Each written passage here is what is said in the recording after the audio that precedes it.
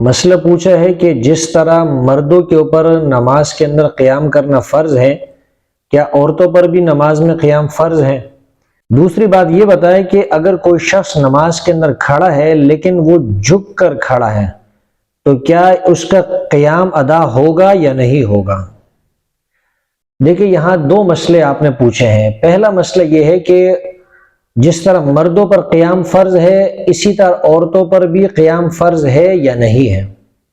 فقہا فرماتے ہیں جس طرح مردوں کے اوپر نماز کے اندر کھڑا ہونا، قیام کرنا فرض نمازوں میں، واجب نمازوں میں اور فجر کی سنت مؤکدہ کے اندر فرض ہے، اسی طرح عورتوں کے اوپر بھی نماز کے اندر قیام کرنا یہ فرض ہے، لازم ہے۔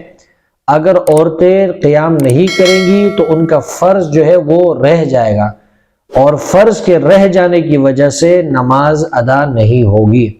دوسرا مسئلہ جو آپ نے پوچھا ہے کہ قیام کی حد کیا ہے، تو قیام یعنی کھڑا ہونا۔ ایک آدمی کھڑا ہے تو جو آدمی نماز کے اندر کھڑا ہے اس کی قیام کی اور کھڑے ہونے کی کم سے کم حد یہ ہے کہ اگر وہ اپنے ہاتھوں کو سیدھا کر لے، یعنی چھوڑ دے، بالکل نیچے کی طرف ڈھیلا چھوڑ دے، تو اس کے ہاتھ جو ہے وہ گھٹنوں تک نہ پہنچے۔ تو اگر وہ بالکل سیدھا کھڑا ہے یا تھوڑا سا جھک گیا ہے لیکن اس کے ہاتھ گھٹنوں تک نہیں پہنچ رہے ہیں تو اس کا مطلب یہ ہے کہ اس کا قیام ادا ہو جائے گا۔